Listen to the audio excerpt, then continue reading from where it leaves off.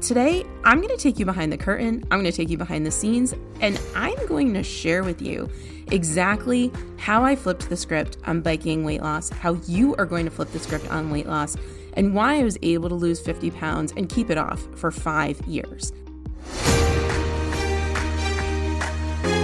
Welcome to the Biking Wellness Podcast. I'm your host, Stacy Smith, and I lost 50 pounds riding my bike by focusing on what my body can do.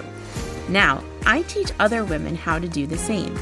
I am obsessed with completely flipping the script on weight loss so that we can work out to feel good and feel strong. If you are ready to stop dieting, learn how to appreciate your body, and have fun riding your bike, you're in the right place. Let's dive in.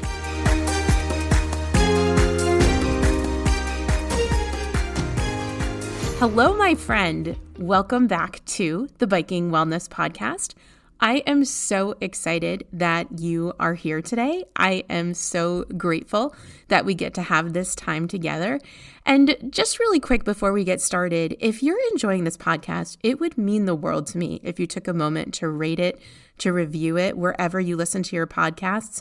This helps more women like you find the podcast, find Biking Wellness, and this episode is going to absolutely be a game changer for you.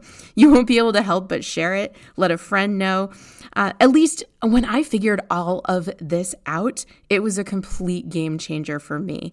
So I've made some pretty big claims here in this podcast already that biking wellness is a movement, and I absolutely believe that it is. And today we're going to be talking about what it means to totally flip the script on weight loss, on biking weight loss for good. So I am so excited because I'm going to share with you exactly what this means and exactly what it looks like. Because we've been told as women for years that in order to be healthy, we need to diet, that we need to exercise, that we need all of this willpower, and it's going to be really hard and it's going to be painful and you're going to be miserable, but at the end of the day, you'll get the body that you want. And if you fail, if you screw up, if you dive headfirst into the pantry, into a bag of Doritos, if you overeat when you go out to eat with your husband, with your family, with your friends, that it's your fault and that you're a failure and that you couldn't stick with the diet, that you couldn't do what you see everyone else doing all around you, and that you're not strong enough to actually stick with your plan, stick with your diet. And the reality is, and the truth is, that you actually haven't failed your diets over all of these years. Your diets have failed you. And our society has failed you by encouraging you to lose weight for all of the wrong reasons. To focus on what your body looks like, to compare your body to other women, and to constantly try to make your body into something that it's not. And we're going to stop doing all of that today. So if you're anything like me, you have tried all the diets, including the supposed good ones. I know that I was never good at restriction. I always knew that I needed to be able to eat my favorite foods. But even though I did all of the diets that supposedly would let me eat my favorite foods, they never seemed to work. What would happen was I would lose weight and I'd gain the weight back, and then I would feel miserable, and then I'd gain even more weight. And basically, here's the deal. If you ever lose weight with a diet and then gain all of the weight back, the diet didn't work. So many times I talk to women and coach women who say, oh, I know that if I just cut out carbs, I'll lose weight, and I know that that works. And sure, that will work as long as you never, ever eat carbs ever again, which for women who ride bikes is just not a sustainable solution. So it doesn't work. And when I set out to lose 50 pounds riding my bike for the last time, I knew I had to do something different. I knew that traditional diets had never worked for me. And my guess is if you're here and you're listening to this podcast, they never worked for you either.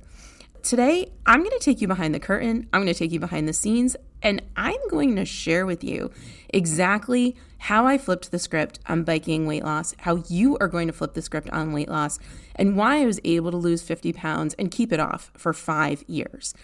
And we're going to talk about what all of this means. And we're going to talk about what changes we actually need to make in the way that we think about ourselves and our bodies in order to lose our weight for the last time. Because I'm going to say this once and I'll probably say it 300 times between now and eternity. Nothing physically about you or your body needs to change for you to love it, for you to appreciate it, and for you to feel good about it right now.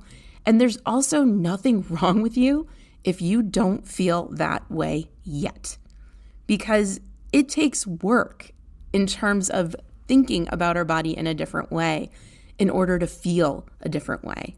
So let's dive into all of the ways that we can do in this and all the ways that we can make this happen. So the first thing that we're going to do, and this one probably is not going to come to a surprise or come as a surprise to you since it's what I've been talking about, is we're going to stop dieting. We're going to stop restricting. We're going to stop counting calories, and we're going to stop eating things we don't even like and start making a simple plan each day for what we're going to eat. That's it. Diets don't work. If they did, you wouldn't be here. I wouldn't be here. Because here's the thing with a diet. You cannot make temporary changes and expect permanent results. So when we are trying to make changes to our body, improve our bodies, get results, and there's nothing wrong with wanting to do that. In fact, that's a good thing.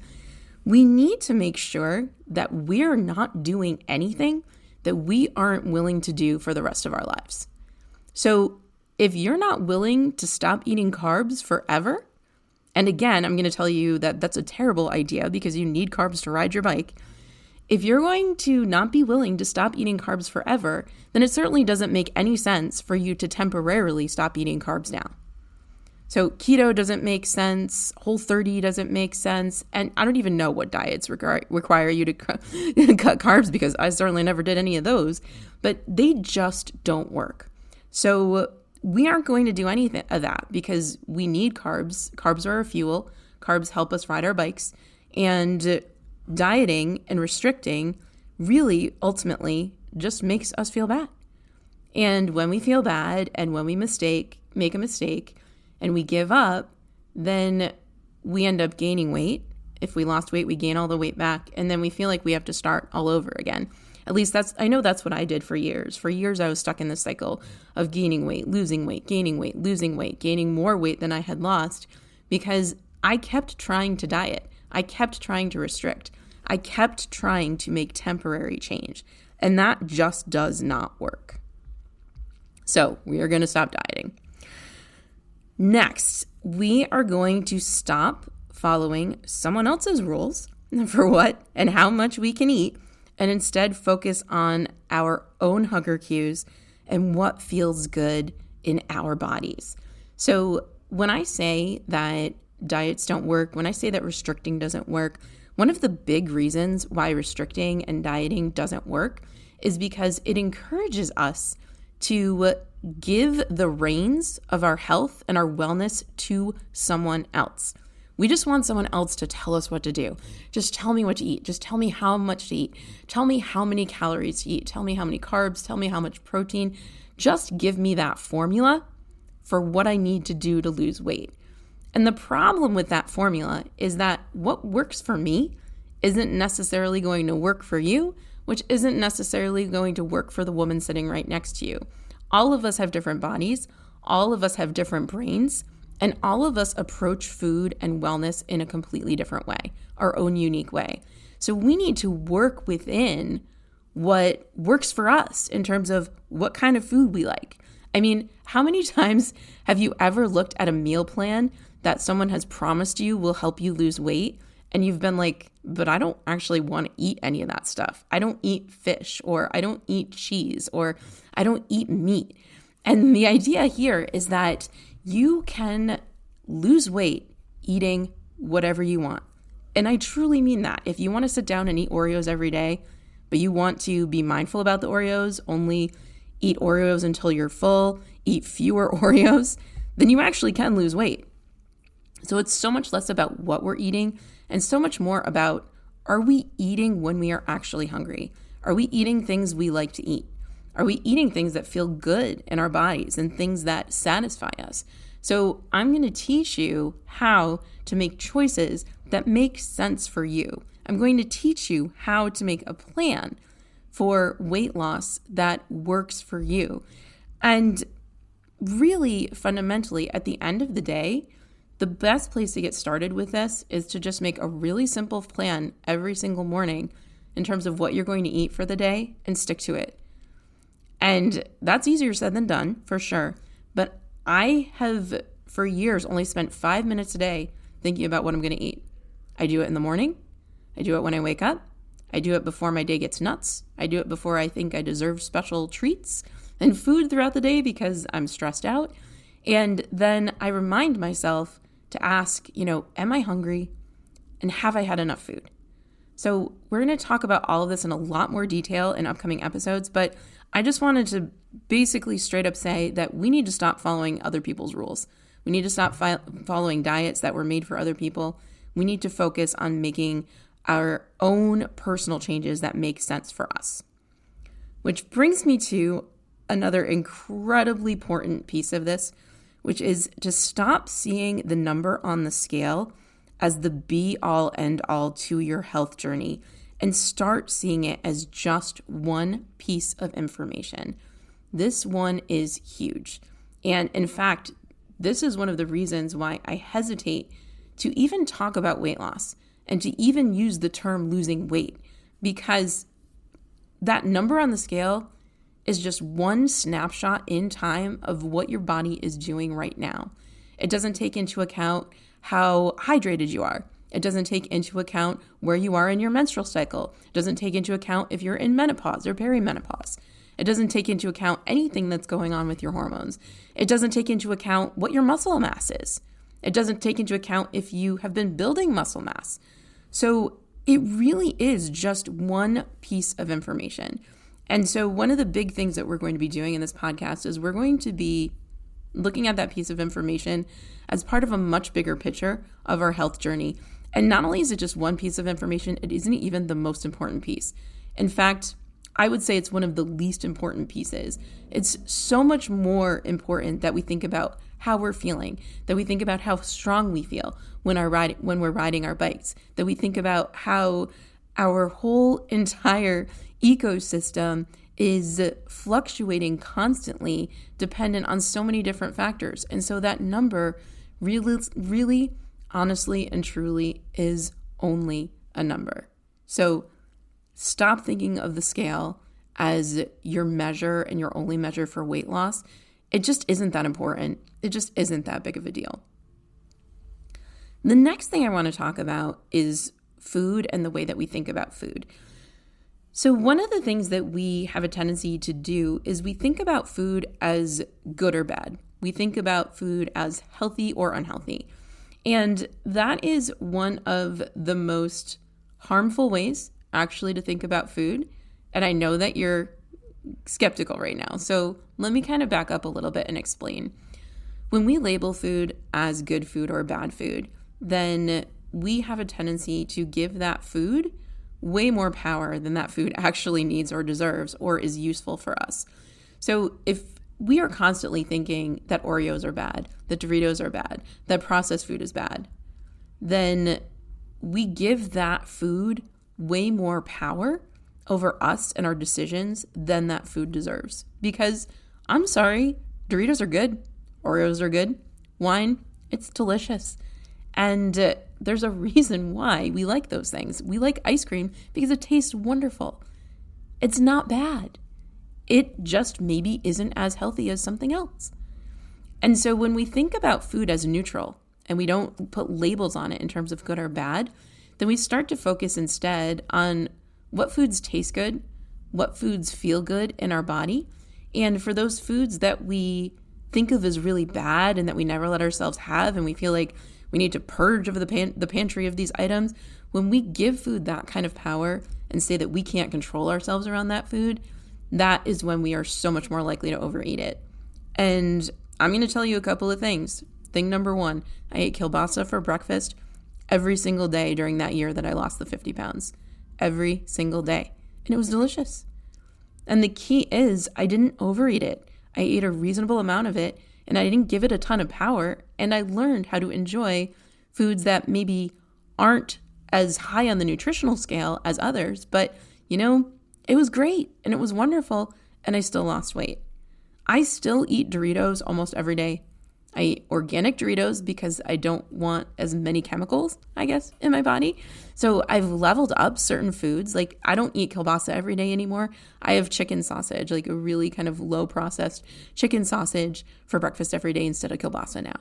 So the whole idea here is that you can eat food that society has told you is bad and unhealthy and still lose weight and still be healthy. Because I am so much more healthy now than I was when I was trying to avoid all of these foods and when I was giving all of these foods a ridiculous amount of power over me. So you're going to stop doing that. You're going to stop labeling food as good and bad and start seeing all food that we love has a place in our diet. Even if it isn't, super nutritional, it might make you feel really good. It might make you feel nostalgic.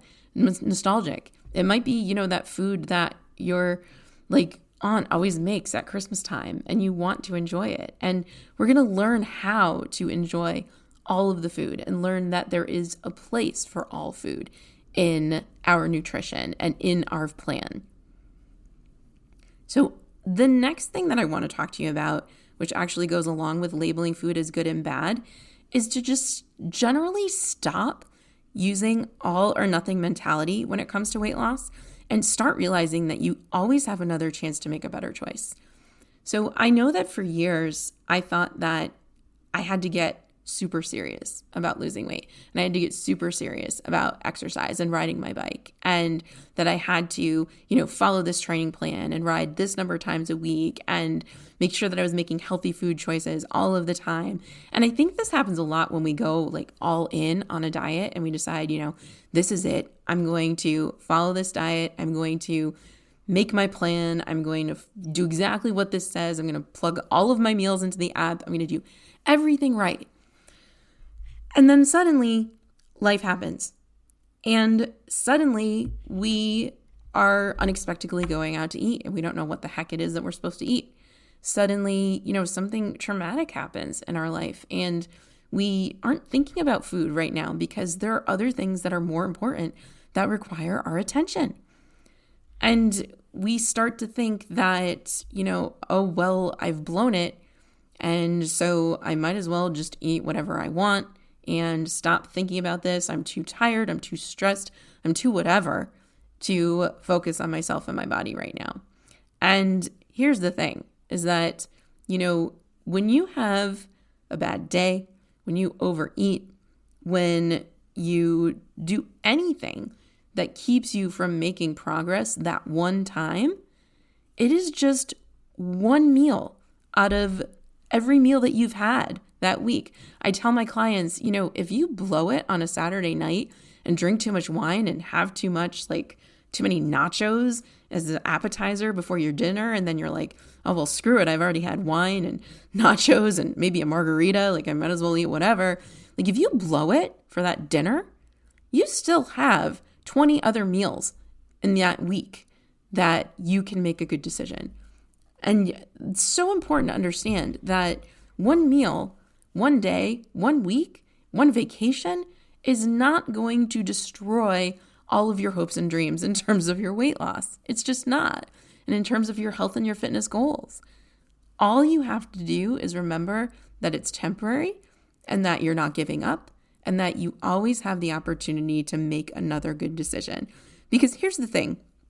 Those people that you look at on social media or celebrities or even, your coworker who always seems to have it all together and is always bringing those fancy salads to work every day.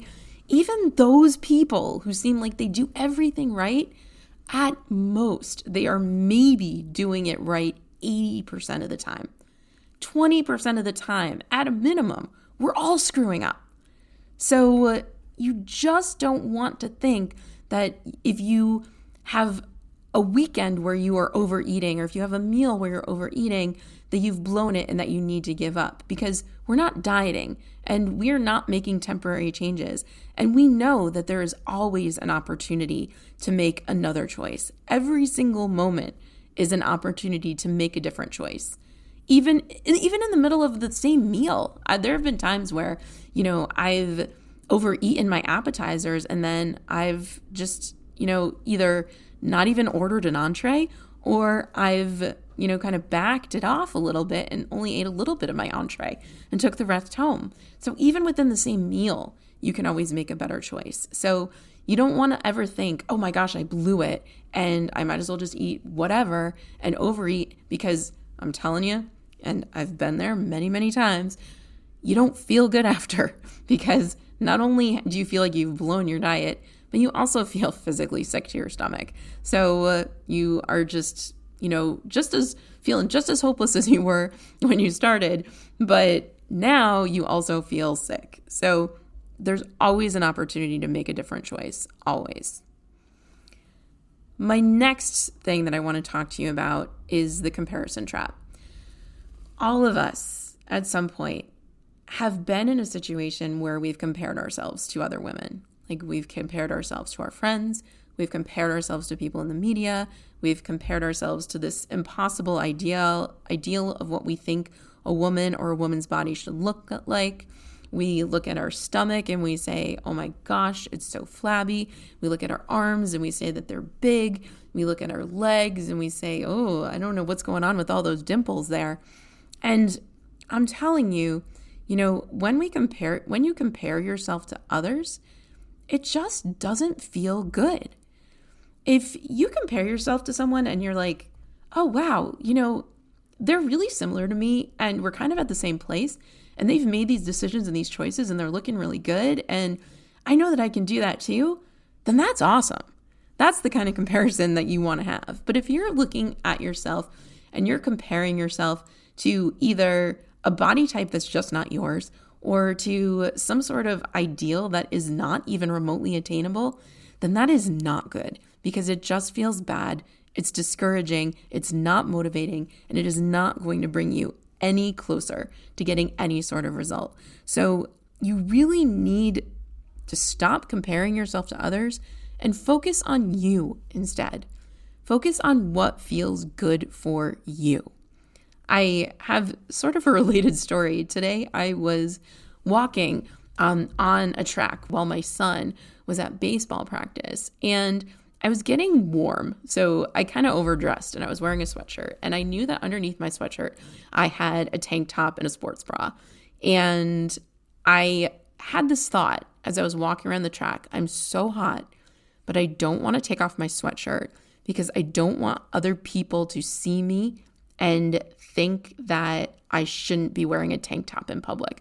I don't want to compare myself to other people in public. I don't think I'm the kind of girl with the kind of body that should be walking around without a sweatshirt on, or with a tank top on, or without a t-shirt. And I'm telling you, I am 5 years in to having lost my weight, feeling freaking amazing about myself, like 80% of the time. And even I still have these thoughts. And you know what I did? I actually did a couple laps really, really hot. And then I was like, screw it. I am going to go ahead and I'm going to take my sweatshirt off. I'm going to walk around in my tank top. And I'm going to be proud of the fact that I'm walking the track and I'm moving my body, and that my body feels strong and my body feels good.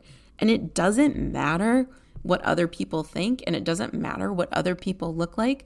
What matters is that I'm freaking hot and I'm not indecent, and I'm going to go ahead and take off my sweatshirt. So when you stop comparing yourself to other people, you start to be able to have more moments like that where you just don't care who's looking at you and you just don't care what you look like. And it feels so freaking good to not care. And I want that for you. So in this podcast, we are going to practice what it feels like to start having those kinds of thoughts about ourselves and our bodies.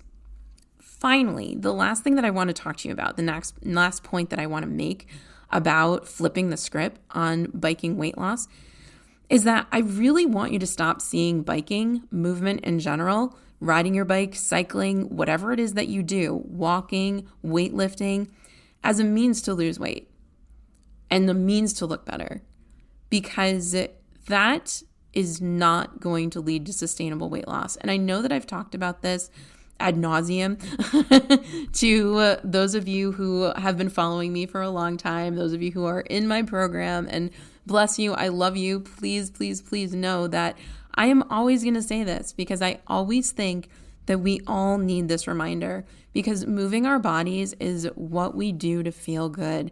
It's what we do to feel strong.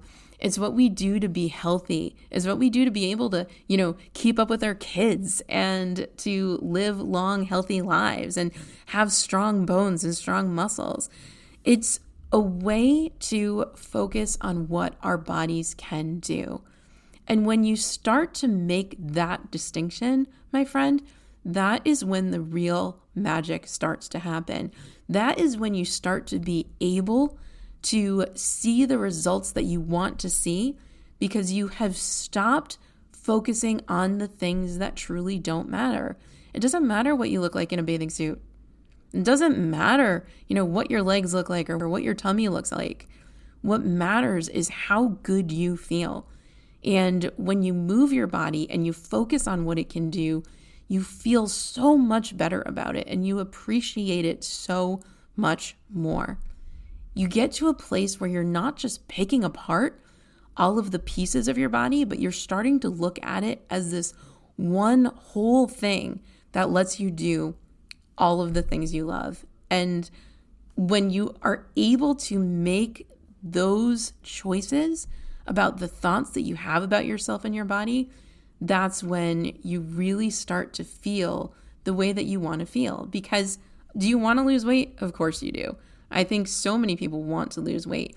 But the reason why we want to lose weight is because we want to feel good. It's because we want to be proud of ourselves.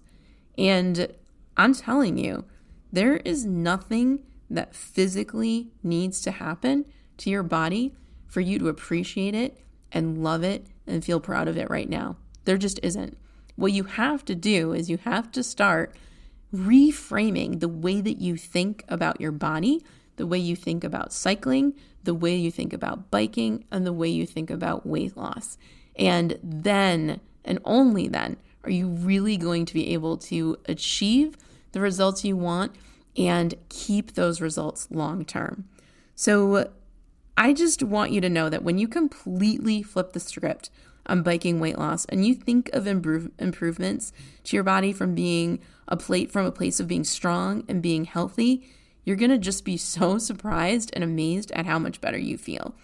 And the other thing that I'm going to tell you, and I know you're not going to believe me right now, but I'm going to say this anyway, you are going to get the results you want. And when you do, you are barely even going to notice, because you've already started feeling amazing and you've really stopped caring. It wasn't this glorious moment when I finally lost all my weight. It was this long, gradual process of, I want to say it was around 14 months. And when I got there, I was like, oh, okay, yeah, I guess I met my weight loss goal. It wasn't this big moment of celebration for me, because I had started feeling better and good about myself and proud of myself months ago. The only thing that has to change really for you is how you think about yourself.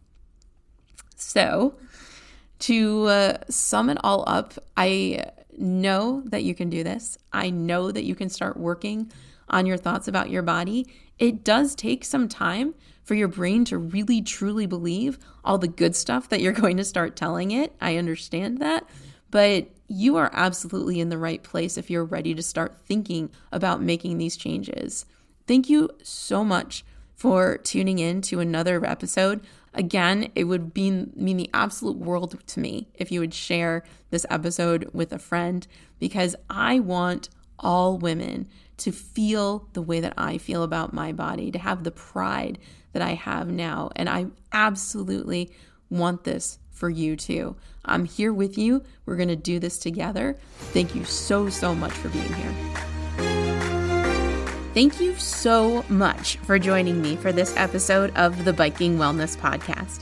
Be sure to head on over to sassy.com/guide, SASCY.com/guide, to get my completely free Lose Weight Biking Quick Start Guide so that you can get started with simple, doable weight loss today. That's SASCY.com/guide.